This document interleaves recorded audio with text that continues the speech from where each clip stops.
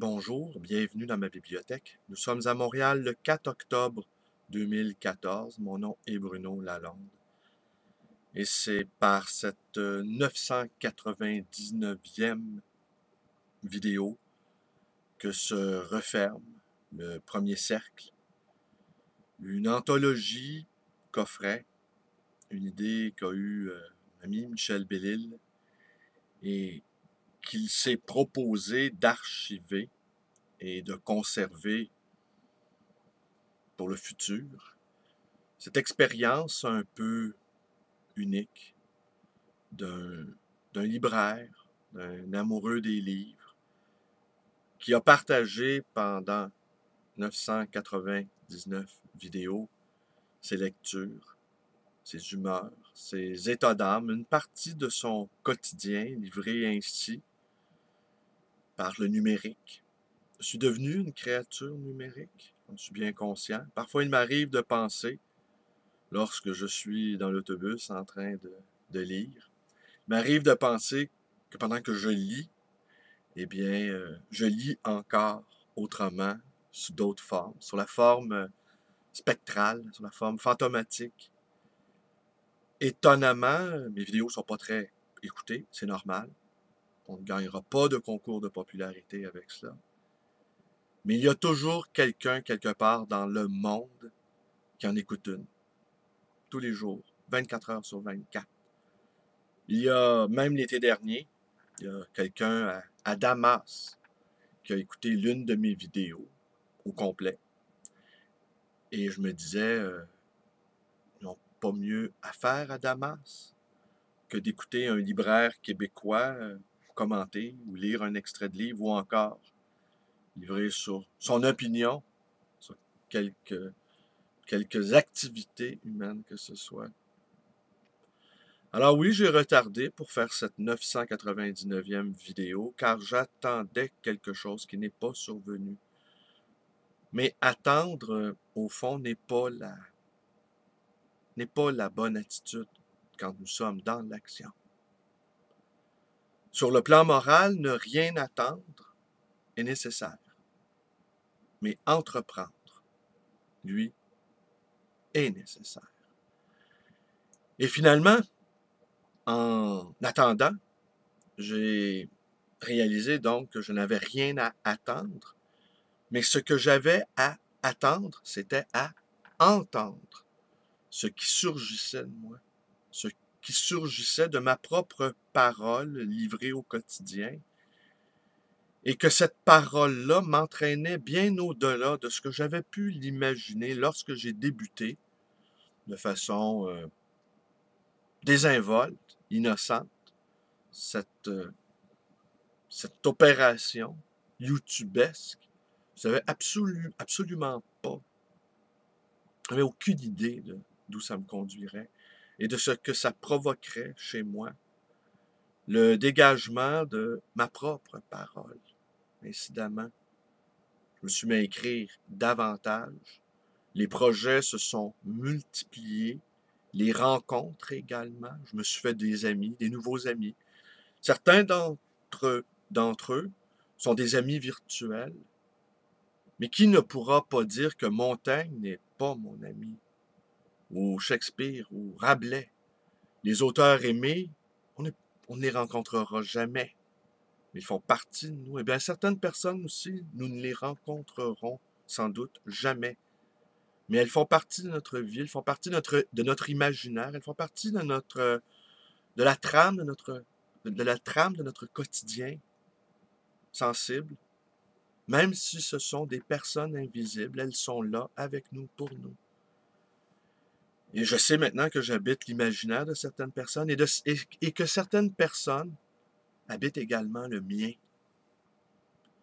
Oh, je pourrais en dire bien davantage sur cet effet-là qu'a provoqué ma propre apparition numérique et les incidences nombreuses qu'elles ont provoquées dans ma propre vie.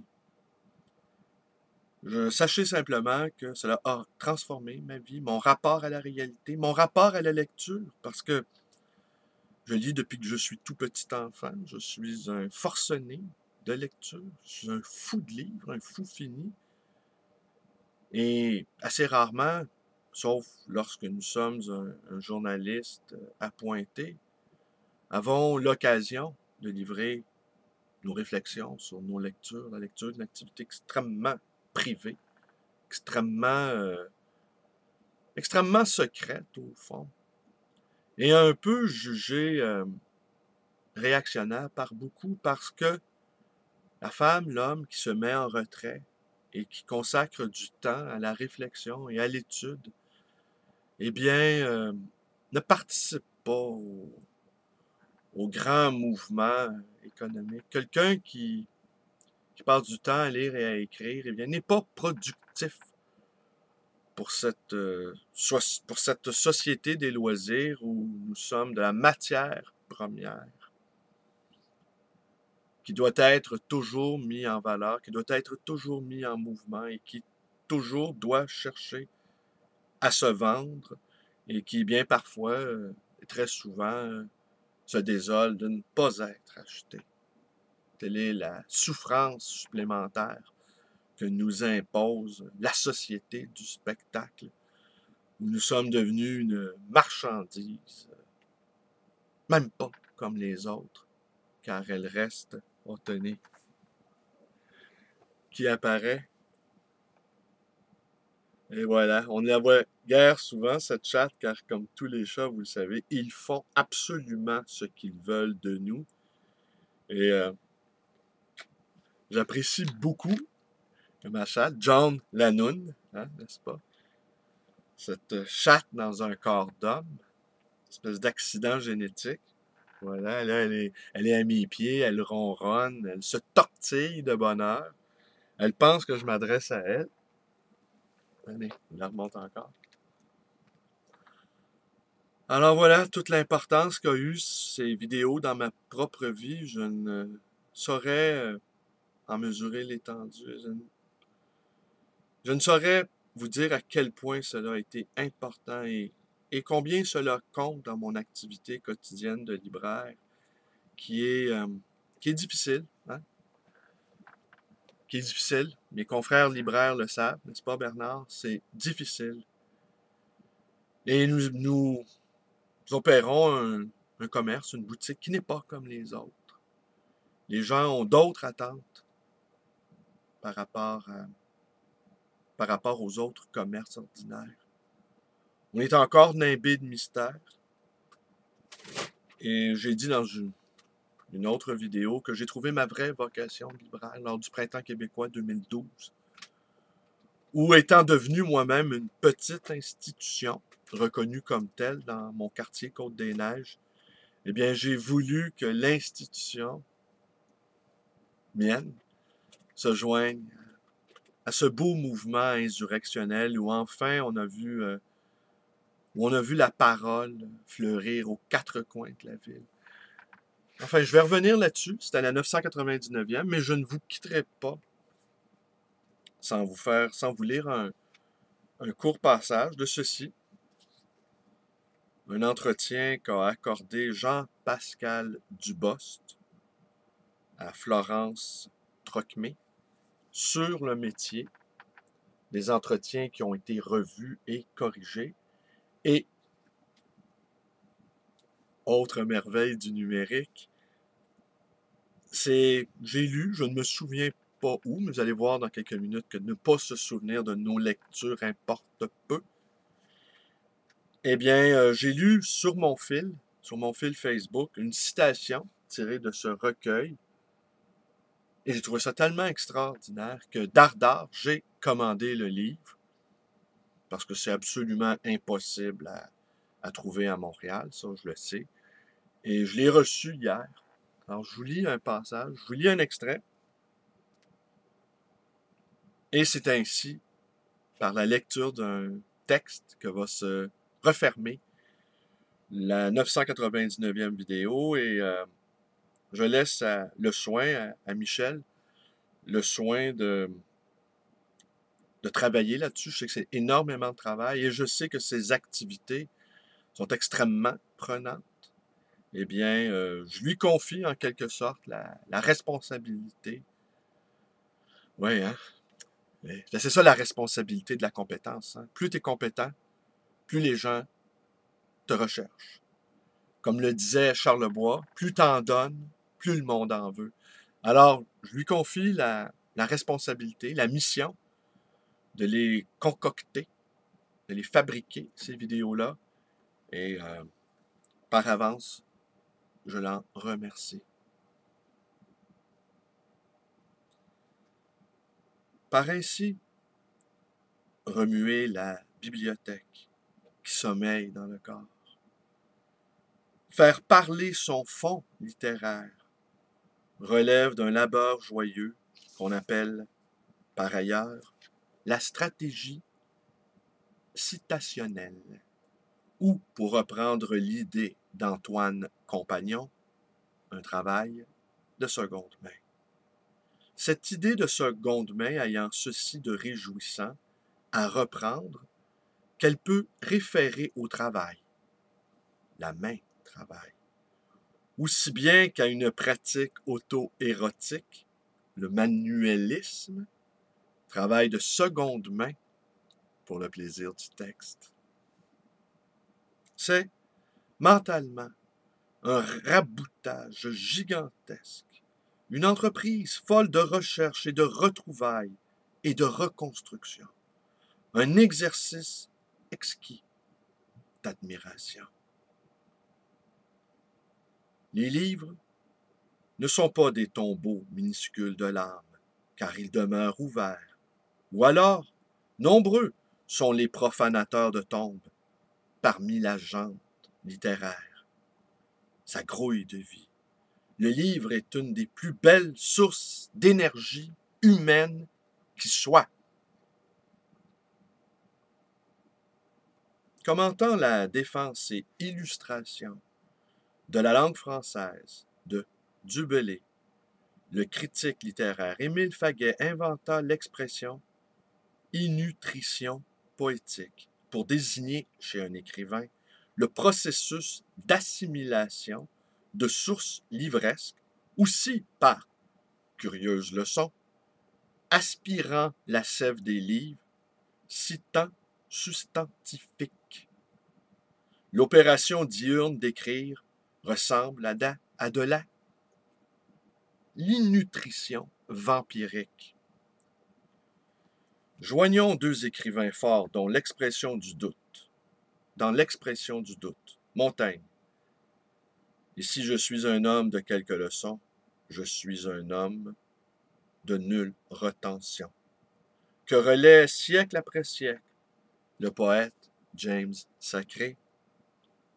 Je lis un livre et quelques jours plus tard, je ne sais plus vraiment ce que j'ai lu, ou si peu, sommairement. Pour dire que rien n'arrive durant l'acte d'écrire qui soit spontané, sinon l'élan et le mouvement, et qu'un défaut quasi maladif de mémoire fait que tout résulte d'un effort mémoriel et ou d'une fouille minutieuse dans les livres ou dans les dictionnaires ou sur Internet. Par là, toute citation, camouflée ou non, est réfléchie. Véritable dévoration gargantuesque lire. Il faut, je me l'impose, que cette constitution personnelle apparaisse dans la sincérité du poème. C'est devenu ma prime démarche au poème, que je considère, entre autres conceptions, comme un tressage nourricier et hommagé. Voilà. Alors, dernier point qui me vient justement en lisant, je n'ai pas rendu compte de toutes mes lectures au cours de cette entreprise folle démesurée. Je n'en ai pas rendu compte tant le pli d'être un lecteur privé, eh bien, est le mien. Mais sachez simplement que les derniers livres que j'ai aimés, que je vais sans doute finir par vous entretenir, il y a bien France Boisvert, vers Compostelle, magnifique recueil de poésie. Mais la poésie, on nie pas ça comme ça, dans la sauvette. On doit prendre le temps de dois prendre le temps de la faire sienne, que ces mots-là finissent par s'incorporer à la trame de notre propre vie qui est tissée de lecture. Xavier Albert, désolé, je n'ai pas encore envoyé, envoyé le petit livre que je t'ai promis, j'étais tellement occupé. Mais j'ai adoré Dans les forêts de Sibérie, de Sylvain Tesson.